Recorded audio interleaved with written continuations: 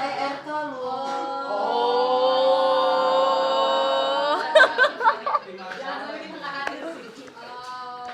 Dari tim media mungkin bisa sedikit jelaskan. Media persiapannya sejauh ini udah nge-share brief untuk teman-teman media community, besok datang jam berapa, terus ngasih tahu besok ada press con dan segala macam. Tiketing nanti ada 3 sebenarnya. Ada yang by goers, itu yang by aplikasi.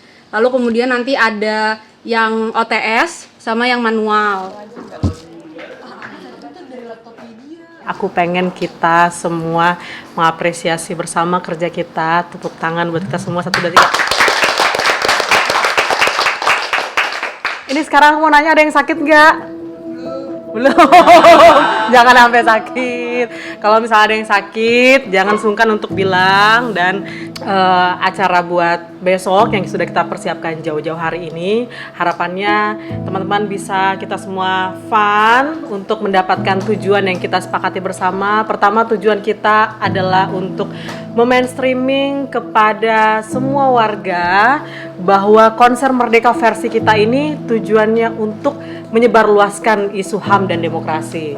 Dan kedua, untuk menggalang solidaritas dari masyarakat, saling membantu. Maka dengan adanya hashtag, apa hashtagnya kita? Kawan bantu kawan. Nah, supaya masyarakat antar masyarakat bisa saling support, terutamanya untuk mencapai akses bantuan hukum bagi yang kurang mampu.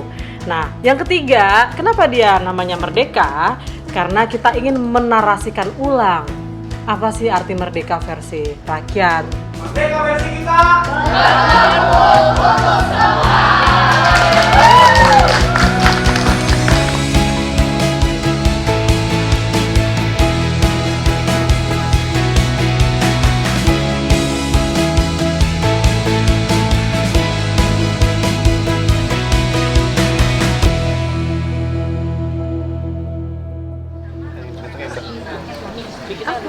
Pas, sip. Kasih ya.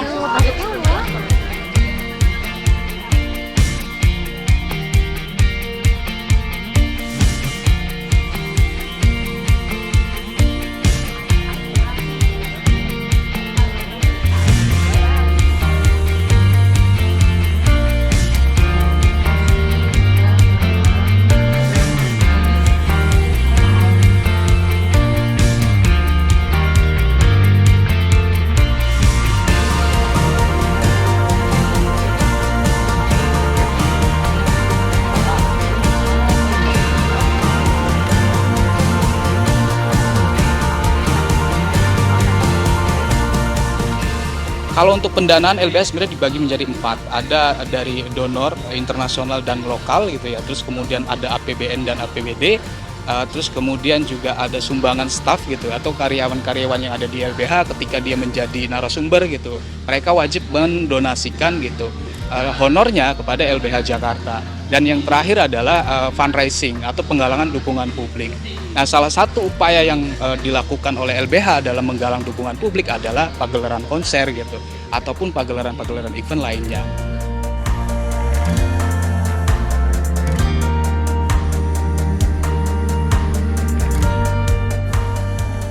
Pada dasarnya LBH kan bukan hanya satu kasus yang kemudian didampingin gitu. Untuk satu kasus biasanya karena LBH pendampingan hukumnya itu bukan hanya sebatas litigasi, namun juga non litigasi atau yang kita kenal sebagai bantuan hukum struktural sebenarnya, yang artinya prosesnya itu atau biayanya yang dibutuhkan itu cukup besar gitu. Kalau kemarin kita coba kalkulasikan dalam satu kasus saja, itu biasanya membutuhkan kira-kira 120 jutaan untuk satu kasus. Sedangkan LBH sendiri dalam 1 tahun kita kasus yang masuk itu kurang lebih ada 1.000 kasus gitu ya. Dan juga untuk kasus yang didampingin sampai proses litigasi maupun litigasi itu kisarannya antara 60 sampai 200 gitu dalam 1 tahunnya. Apakah ini tindakan yang eksesif? Tema konser Merdeka ini sebenarnya di hari kemerdekaan ini yang jatuh di tanggal 17 Agustus nanti gitu ya, di mana sebenarnya negara kemudian menarasikan sebuah kemerdekaan versi mereka gitu. Dan dalam konteks hari ini konser Merdeka kita coba untuk melibatkan publik untuk bisa menarasikan kemerdekaan versi mereka. Artinya orang-orang yang kemudian terlibat dalam konser Merdeka, mereka akhirnya secara bebas mengekspresikan apa makna di balik kemerdekaan yang bisa dikatakan semu hari ini gitu ya.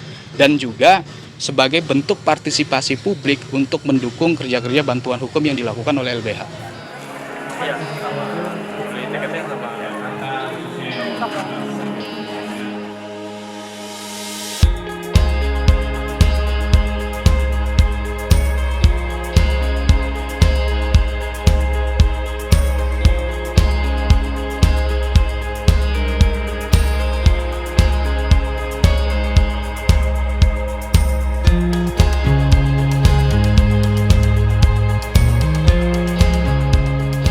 Sebenarnya kalau saya begitu dikasih tahu sama Aldian tuh kayak waktu tahu tujuannya untuk semua penghasilan dari tiketnya ya itu saya sih langsung setuju sih sebenarnya.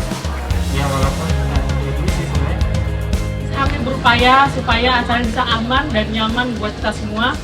Kami menyediakan posko pengaduan kekerasan seksual. Jika kemudian ada kasus yang terjadi dalam konser ini, teman-teman kemudian bisa melaporkan kepada LBH Jakarta dan posko tersebut juga didukung oleh teman-teman LBH Apik. Teman-teman, katanya aku sudah merdeka. Tapi kenapa untuk hidup tenang, ujungnya masih ditembak gas air mata.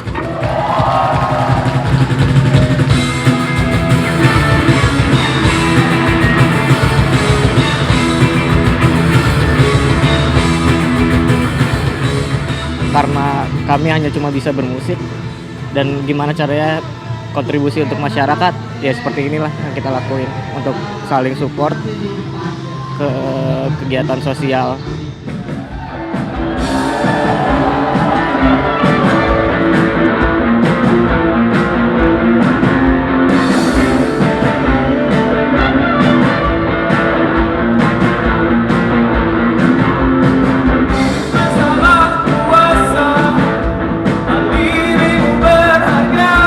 Bagaimana mereka berinteraksi dengan para korban dan membayangkan kerja-kerja mereka itu udah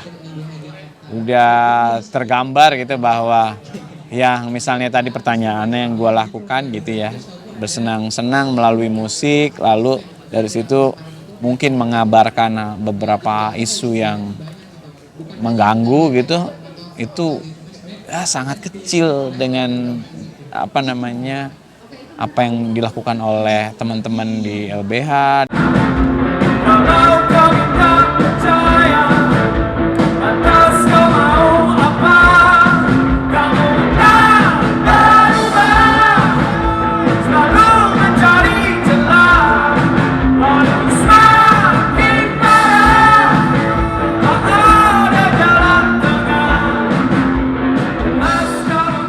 Kalau di zaman sekarang nih, orang-orang kayak LBH atau kayak Kontras dan Walhi, Greenpeace gitu ya, itu dilabelin SJW yang maknanya tuh buruk, bengkok gitu, udah pejoratif, seolah-olah kita tuh kayak anak yang so alim gitu kali ya kalau di kelas ya gitu. Kalau so alim lo, so bener, so politically correct gitu. Padahal sebenarnya kita nggak cocok pakai sistem demokrasi kalau kita nggak SJW. Kita harus SJW kalau kita pakai sistem orang dari ini aja, dari rakyat, oleh rakyat, untuk rakyat. Masa kita nggak SJW? Emang dari rakyat buat orang lain kan nggak buat kita. Gimana caranya kita yang aktif untuk memperjuangkannya? Ya kita harus SJW.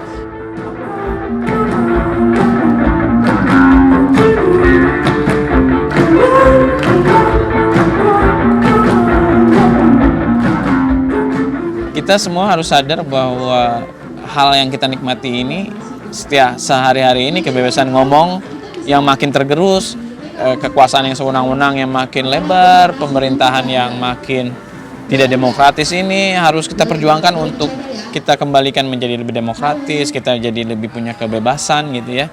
Kemerdekaan itu memang harus kita sadari, harus kita perjuangkan. Jadi kesadaran untuk memperjuangkan itu harus tetap ada dengan cara ya juga mendukung organisasi-organisasi yang memang memperjuangkan itu.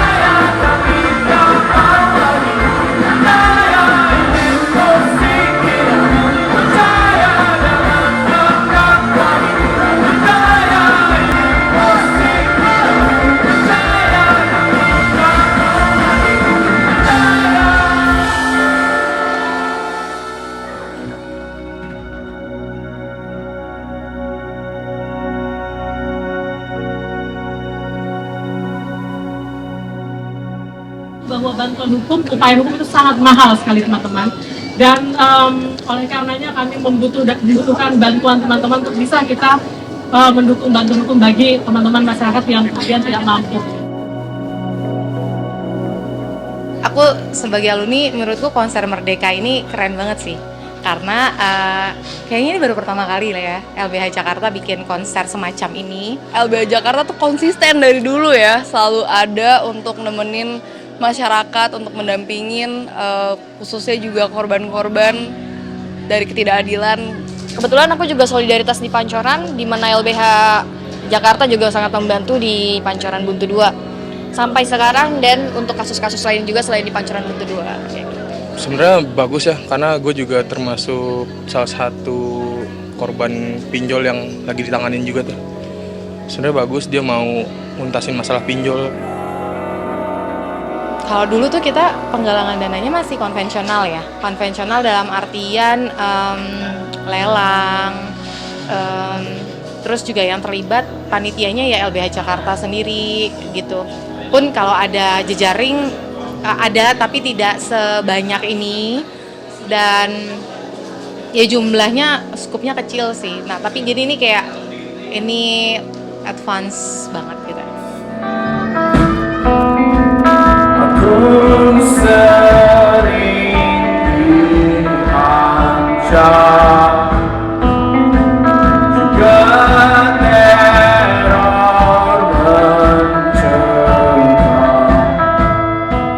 Selama ketidakadilan ada gitu ya, LBH akan terus ada, karena memang ini masalah krusial yang mungkin harus kita bisa menyelesaikan secara bersama, bukan hanya LBH saja, namun juga membuka partisipasi publik untuk bisa menyelesaikan masalah struktural yang ada di masyarakat Indonesia.